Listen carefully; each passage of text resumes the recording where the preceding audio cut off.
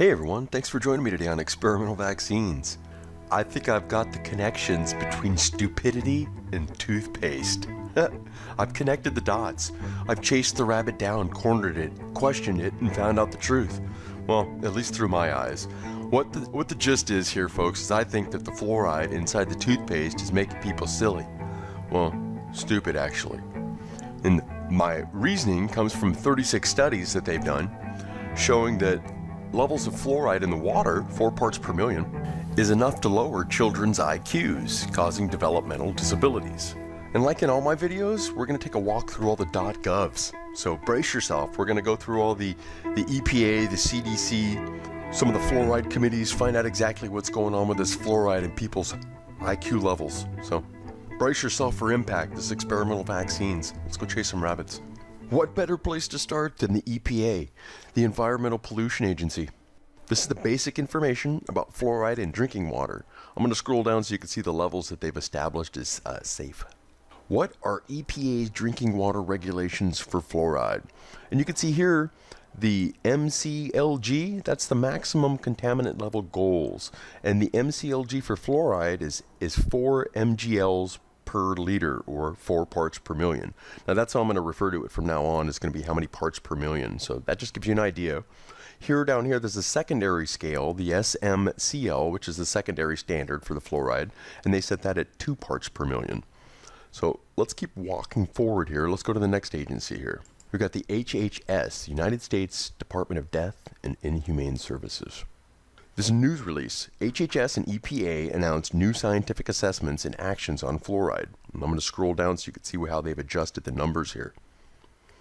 Right here, it shows the HHS proposed recommendations of 0.7 milligrams. So this would be 0.7 parts per million. It's not even 1 part per million. Okay, so it says 0.7 milligrams of fluoride per liter of water replaces the current recommended range of 0.7 to 1.2 milligrams. So the 1.2 would be 1.2 parts per million.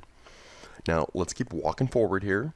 This is the United States National Library of Medicine, one of the National Institutes of Death. Developmental fluoride neurotoxicity, a systematic review and meta-analysis. Let me scroll down to the meat and potatoes of this. I want to show you something. All right, right here at the abstract, it says, objective. We performed a systematic review and meta-analysis of published studies to investigate the effects of increased fluoride exposure in delayed neurobehavioral development. Results, thus, children in high fluoridated areas had significantly lower IQ scores than those who lived in low fluoridated areas. Yikes. Let's keep pushing forward here. All right, check this out. We're on fluoridealert.org. This is a fluoride action network, and we're going to take a look at some of the levels you need to expose yourself to with fluoride in order to become stupid or developmentally impaired. Fluoride and intelligence, the 36 studies. I'm going to scroll down here.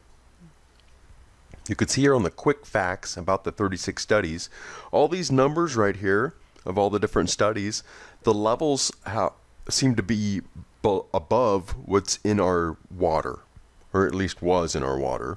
Remember the EPA had a 4 parts per million as their maximum, but then they adjusted it to under 1 part at that 0.7 parts per million. So we're good there, right? But let's jump through the mainstream media really quick and see who else covered this really fast. We've got the Huffington Post. Harvard study confirms fluoride reduces children's IQ. Then we've got the PR Newswire. Fluoride in water linked to lower IQs in children. Here's the Reuters. Harvard study finds fluoride lowers IQ, published in Federal Government Journal. We've got that Harvard study here on the Harvard School of Public Health. Impact of fluoride on neurological development in children. Right now, I want to show you, well, we're going to get to the meat and potatoes of it all, folks. Let's jump into the Center for Disease Creation and Proliferation. Let me bring it to a crescendo here and show you why I believe that your toothpaste may be getting you stupid. Let's look at the levels here in fluoridated toothpaste. Concentrations of fluoride in toothpaste sold in the United States range from 1,000 to 1,500 parts per million. What?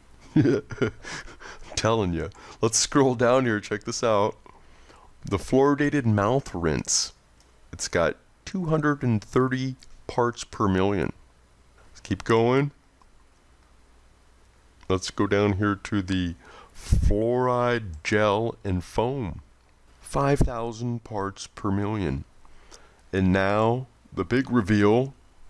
For those of you wondering why you can't remember your age or maybe your name, maybe you've had some fluoride varnish applied to your teeth recently.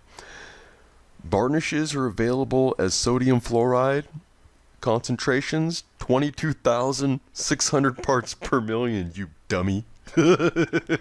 Oh my gosh. So anyway, that's my idea of what's going on with the fluoride there, folks. Now, let's recap.